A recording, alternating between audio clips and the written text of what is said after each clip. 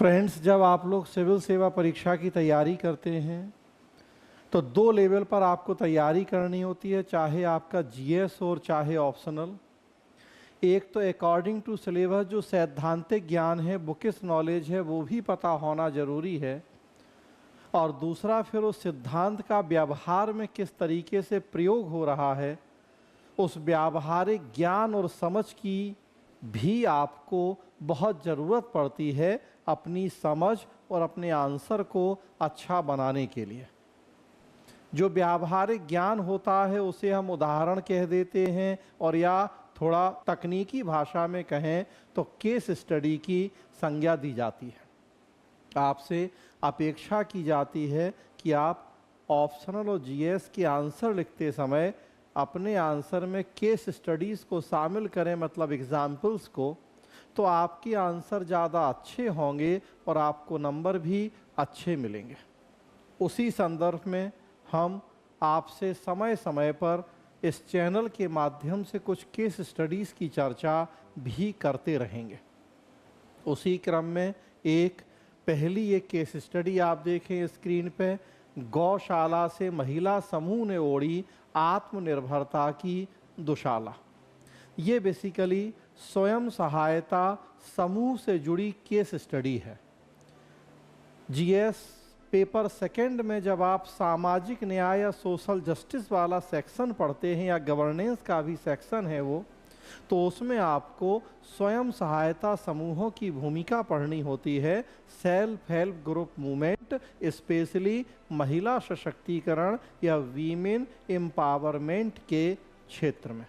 वहीं से जुड़ी हुई एक महत्वपूर्ण केस स्टडी है, थोड़ा सा इसकी चर्चा करते हैं।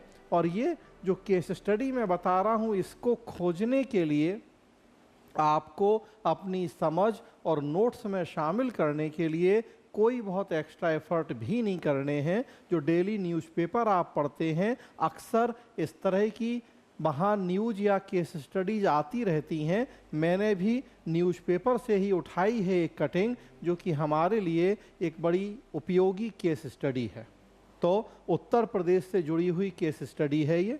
देखिए आप, उत्तर प्रदेश सरकार ने, थोड़ा सा मैं पढ़ता हूँ यहाँ।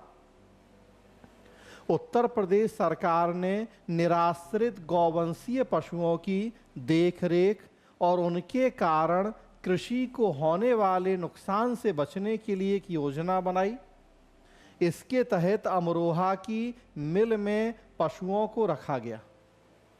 याहियापुर की यह सहकारी कताई मिल 20 वर्ष से बंद पड़ी थी। इसके भवन खंडहर हो गए थे, मगर लोगों ने मिल में पशुओं की देखभाल ना करके मिल की भूमि पर कब्जा जमाना शुरू कर दिया। पशुओं की हालत खराब हो गई। तब फिर क्या हुआ कि जिला प्रशासन ने 3 माह पूर्व गौशाला को एक महिला स्वयं सहायता समूह को देने की पहल की। जिला कलेक्टर हैं आर.के. त्यागी, अमरोहा के।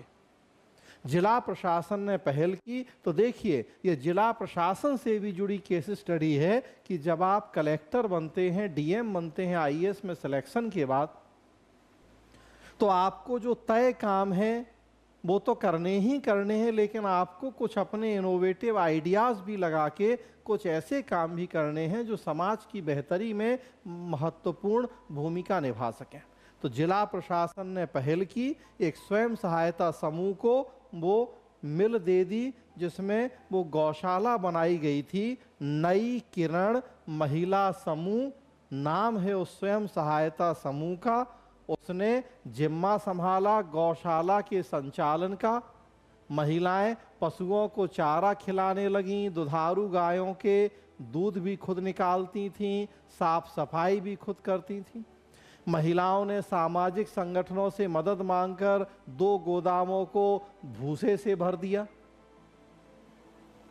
इससे पशु स्वस्थ रहने लगे। सकारात्मक परिणाम होने पर अन्य गौशालाओं से भी पशु यहाँ भेज दिए गए। 3 महीने में यह संख्या 429 हो गई। शुरुआत हुई थी 100 पशुओं से। गौवंशीय पशुओं की संख्या 100 से बढ़ के 29 हो गई। आज देखरेख के बेहतर इंतजाम के लिए अधिकारी इसकी नजीर देने लगे हैं। तो कैसे उस महिला स्वयं सहायता समूह ने उन गौवंशों की और उस गौशाला की तस्वीर बदल दी। सबसे बड़ी बात कि उन महिलाओं की आय का एक जरिया भी हो गया, तो सबके लिए फायदा हुआ। महिलाओं के लिए आय का जरिया कैसे हो गया कि सरकार से प्रति गाय 50 रुपए का भुगतान मिलता है, दूध बेच के कुछ आमदनी हो जाती है, गाय का जो गोबर होता है उससे गौ काष्ठ बनाते हैं, उसको बेचते हैं, उससे आमदनी हो जाती है, और परिणाम स्वरूप गौ सेवा के साथ साथ 8 से 10,000 रुपए प्रति माह की आमदनी भी हो रही है।